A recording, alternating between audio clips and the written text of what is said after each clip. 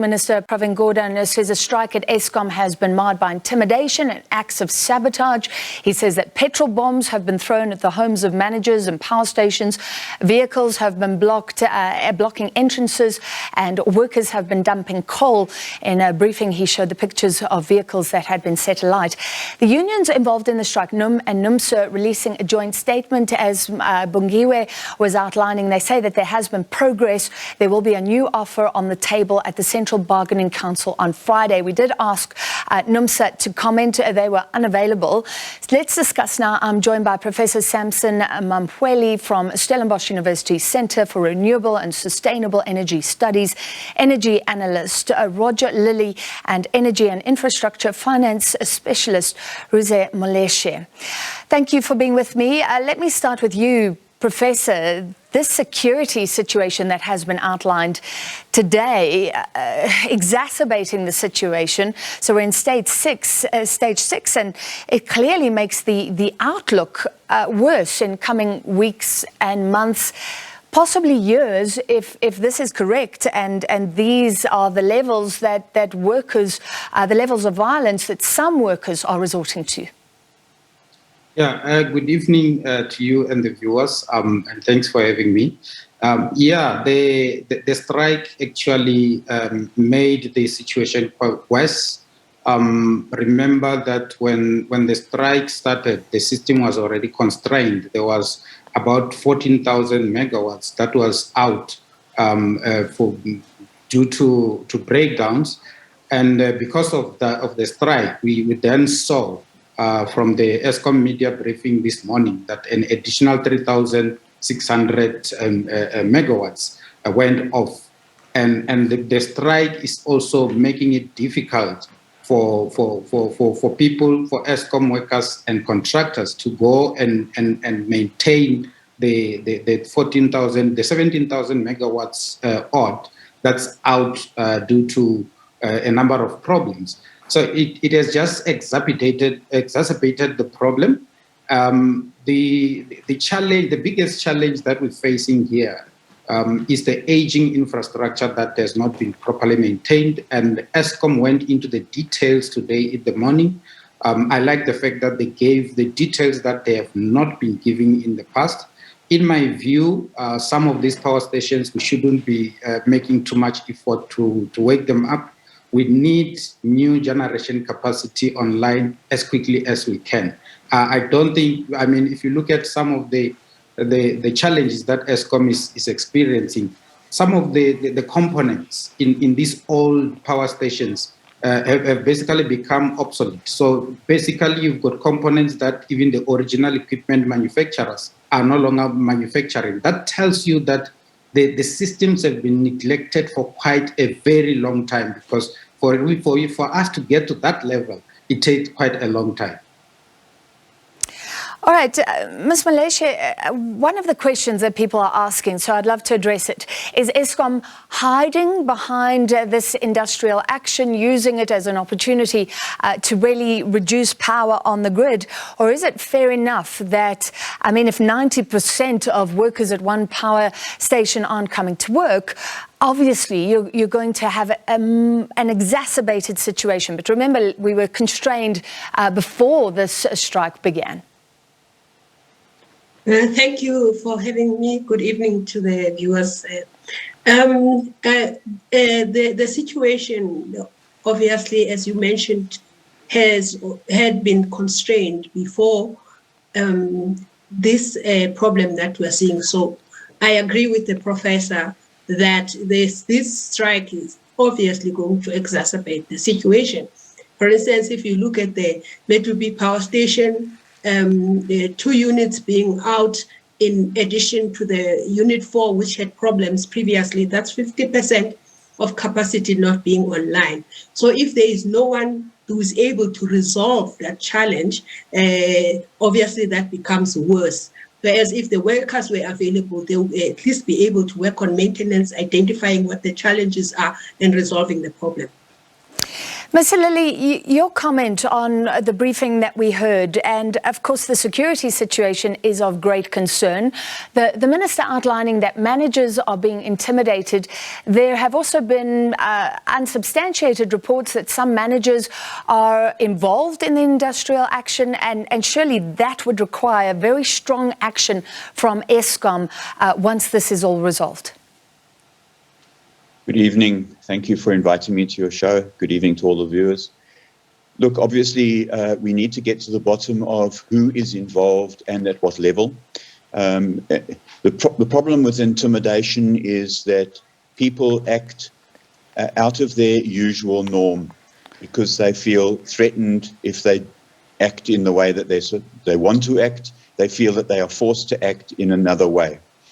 So obviously, if we've got people who are being intimidated to do things that they would not normally do, then obviously one needs to take that into consideration when you evaluate their performance or their behaviour. So intimidation is a very great problem in this case. We've seen it in many cases across South Africa over many years where labour unions employ bullying tactics to get people to act in a way that they otherwise wouldn't do. And so I don't think there's any difference in this regard. Ms. Moleshe, let's look at the behaviour of unions. We were hoping to speak to them tonight, and hopefully we will do so soon. But originally there wasn't a formal declaration of a strike, but NUM and NUMSA said they understood the concerns of workers. And NUMSA saying that Eskom had provoked the rage of employees. So seen as tacitly supporting. And then, of course, NUMSA last, I've looked at the offer, or the demand was 12%, NUM going down 8 to 10%. But also, look at where they're benchmarking their demands. Is it reasonable? I am not qualified to actually speak about whether that is reasonable or not. But what I would say is that from a management of the whole situation point of view, although no one in their right mind would support that there be intimidation and all of that. But we need to really look at the issues deeper to say, why is there a challenge like this at Eskom? What is both the management as well as the workers' responsibilities? Outside of the illegal and intimidation issues, there are underlying issues that relate to capacity, that relate to obviously employees that are unhappy. So in order for us not to get to a level where we are today, perhaps that is something that Eskom needs to look at very intimately, because unhappy workers will obviously cause problems for the country. We already are having very serious problems in terms of managing Eskom, so this exacerbates the issues. But I wouldn't be qualified to know whether what they're asking for is reasonable or not. But I think that Eskom should at least try. I know that they have financial problems. They've been getting financial support from National Treasury since 2015. No one can deny that. But I don't know, maybe there should be some middle ground somewhere. Professor, look, we'll see how this all plays out. Tomorrow, the minister said he hopes that workers will pitch up at work, but we know that a wage offer will be tabled on Friday. And of course, it depends on how they receive that wage offer. You were speaking about the ageing infrastructure, the state of the grid. What do you make of the minister saying that if we cut red tape, and putting a whole lot of caveats out there, but he did say within 2 to 3 years, we could expect some stability in the grid? And this is something we're always asking Eskom, when will the rolling blackout end?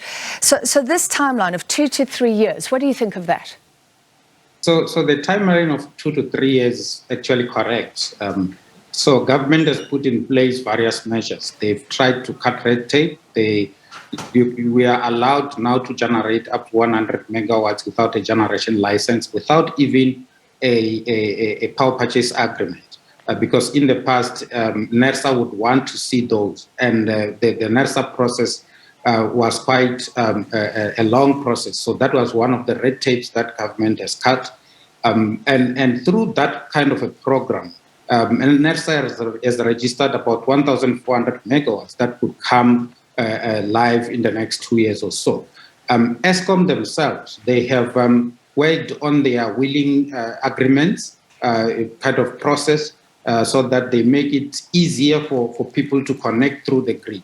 So if you produce power from elsewhere and you want to wheel it to your customer sitting somewhere else around the country, there's an easier and to follow process, which is also cheaper when you want to do the wheeling. So some of these red tapes, government and Eskom have worked on this, but some of the things that the minister mentioned, making land available for renewable energy or for energy projects in Mpumalanga, where we've got the extensive grid because of the availability of power stations there, as opposed to the Northern Cape and the Eastern Cape, where the grid is now constrained.